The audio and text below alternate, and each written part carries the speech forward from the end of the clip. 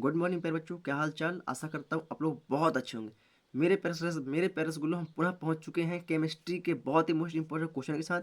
तो आज का हमारा क्वेश्चन है, निम्न अभिक्रिया को एथेनॉल से मेथेनॉल प्राप्त कीजिए। मतलब एथेनॉल से हमें मेथेनॉल प्राप्त करना है ना। तो कभी कभार क्या होता है मेरे प्यारे रसगुल्लो, इस क्वेश्चन का आंसर बोल देता है सिर्फ समीकरण दीजिए, एथेनॉल से मेथेनॉल में सिर्फ समीकरण दीजिए, है ना। तो आप लोग समीकरण बस लिखेंगे। अगर आप लोग से डायरेक्ट पूछता है निम्न अभिक्रिया को एथेनॉल से मेथेनॉल में प्राप्त कीजिए, तो कैसे प्राप्त करेंगे इस अभिक्रिया को हम समझेंगे, है ना। तो इसकी थ्योरम भी थोड़ा सा लिखेंगे ताकि आप लोग को समीकरण करने में किसी भी प्रकार की कोई दिक्कत नहीं होगी। तो चलिए एक बार हम समीकरण को पढ़ लेते हैं, उसके बाद हम क्या करेंगे, अपने थ्योरम के साथ डिटेल में इसके पढ़ेंगे, है ना। तो चलिए मेरे प्यारे हम पहुंच चुके हैं अपनी थ्योरम की ओर थोड़ा सा।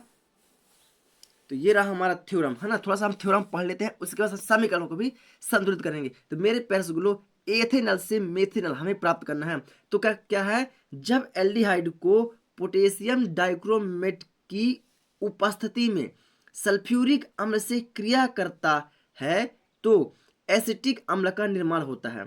समझ पा रहे हैं। अब बनने वाला एसिटिक अम्ल जब हाइड्रोनियम एमीन से क्रिया करता है, क्या बनने वाला एसिटिक अम्ल हाइड्रोनियम एमीन से क्रिया करता है तो मेथिल एमीन का निर्माण करता है। क्या करता है, मेथिल एमीन का निर्माण करता है। बनने वाला मेथिल एमीन जब नाइट्रिक अम्ल के साथ क्रिया करता है तो मेथिल मेथिल एल्कोहल का निर्माण होता है। अब बनने वाला मेथिल एल्कोहल जब पुनः पोटेशियम डाइक्रोमेट की उपस्थिति में सल्फ्यूरिक अम्ल, क्या है, सल्फ्यूरिक अम्ल के साथ क्रिया करता है तो मेथेनॉल का निर्माण हो जाता है ना। मतलब इतनी सारी अभिक्रियाओं को करने के बाद हमें लास्ट में क्या होता है, मेथेनॉल प्राप्त होता है ना। तो ये रही हमारी समीकरण, ये रहा हमारा समीकरण, है ना। अब ये समीकरण कैसे प्राप्त होता है, चलिए एक बार थोड़ा सा हम अपनी अभिक्रिया के माध्यम से समझने की कोशिश करते हैं, है ना। मैं आप लोग को प्रॉपर तरीके से समझाने की कोशिश करूंगा ताकि आप लोग को भी यह चीज बहुत ही प्रॉपर तरीके से समझ में आ जाए। चलिए तो हम समीकरण करते हैं फ्री हाल में, है ना। तो निम्न अभिक्रिया को एथेनॉल से मेथेनॉल में हमें प्राप्त करना है। तो सबसे पहले क्या है मेरे प्यारे गुलो, कि जब एल्डिहाइड, क्या, जब हमारी एल्डिहाइड को पोटेशियम डाइक्रोमेट की उपस्थिति में, मतलब कि CH3, यहाँ पर देखें आप समीकरण पर ध्यान दीजिएगा, है ना। समीकरण पर ध्यान देंगे तो ही आप लोग से बन पाएगा, है ना। तो एल्डिहाइड मतलब कि CH3 बॉन्ड CHO, ये क्या होता है, एल्डिहाइड। जब एल्डिहाइड को पोटेशियम डाइक्रोमेट की उपस्थिति में, किसकी उपस्थिति में, पोटेशियम डाइक्रोमेट मतलब कि K2CR2O7, पोटेशियम डाइक्रोमेट की उपस्थिति में क्या करता है मेरे बच्चों, सल्फ्यूरिक अम्ल से क्रिया करता है। किसी से, सल्फ्यूरिक अम्ल मतलब कि H2SO4 से क्या करता है, इससे सल्फ्यूरिक अम्ल से क्रिया करता है तो एसिटिक अम्ल का निर्माण होता है। एसिटिक अम्ल का निर्माण होता है मतलब कि CH3 बॉन्ड COO, ये होता है क्या, हमारा एसिटिक अम्ल। CH3 बॉन्ड COOH, एसिटिक अम्ल का निर्माण होता है। अब क्या होता है मेरे प्यारे रसगुल्लो, ये बनने वाला एसिटिक अम्ल हाइड्रोनियम एमीन से क्रिया करता है।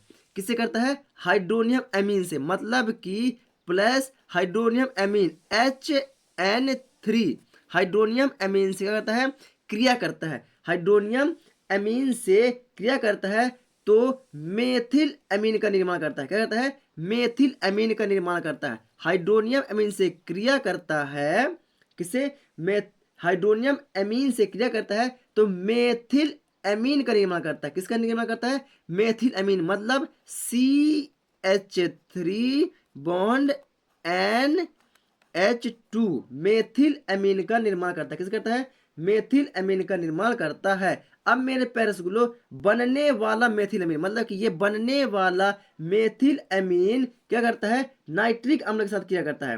किसके साथ करता है, नाइट्रिक अम्ल के साथ क्रिया करता है। थोड़ा सा आप लोग यहाँ पर ध्यान दीजिएगा, है ना। मैं यहाँ से कर रहा हूँ, बनने वाला मेथिल एमीन किससे करता है, नाइट्रिक अम्ल से क्रिया करता है। मतलब कि HNO3 नाइट्रिक अम्ल, ये नाइट्रिक अम्ल का फॉर्मूला है। तो नाइट्रिक अम्ल से क्रिया करता है तो मेथिल एल्कोहल, क्या, मेथिल एल्कोहल का निर्माण करता है। मतलब CH3 बॉन्ड OH क्या कहता है, मेथिल एल्कोहल। ये क्या है, मेथिल एल्कोहल का फॉर्मूला है।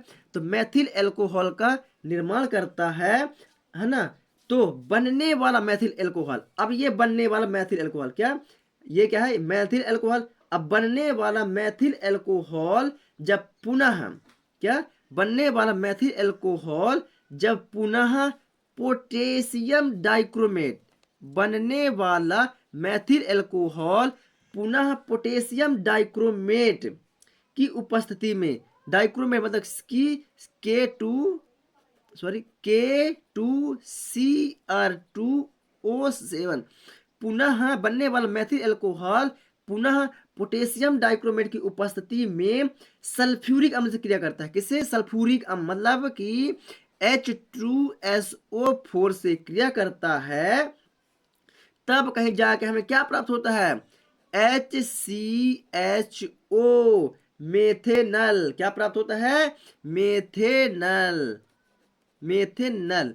समझ गए मेरे प्यारे स्कूलों, यस समझ गए होंगे, क्योंकि मैंने बहुत इजीली तरीके से आप लोग को बताने की कोशिश किया हुआ है ना, ताकि आप लोग को यह चीज बहुत ही प्रॉपर तरीके से समझ में आ सके। मैं प्रत्येक को अलग अलग बॉन्ड करके आप लोग को बताया हूं, है ना। अगर आपको समझ में नहीं आया है तो एक बार वीडियो को पुनः स्टार्टिंग से देख सकते हैं, है ना। तो ये रही हमारी समीकरण, क्या रही, समीकरण।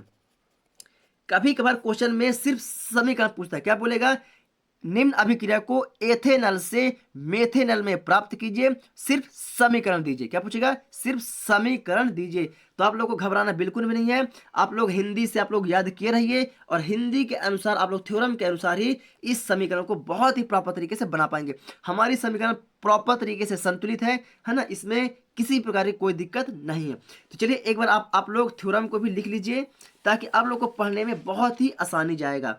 चलिए, तो ये रहा मेरे प्यारे स्कूल हमारी थ्योरम, है ना। तो थ्योरम को आप लोग कहाँ तक लिख पा रहे हैं, मेथिल एल्कोहल का पुनः, कहाँ तक, बनने वाला मेथिल एल्कोहल का पुनः, यहाँ तक आप लोग वीडियो को रोक के प्रॉपर तरीके से लिख लीजिए या स्क्रीनशॉट ले लीजिए, है ना। इसके बाद हम चलते हैं यहाँ से लेकर पूरा समीकरण।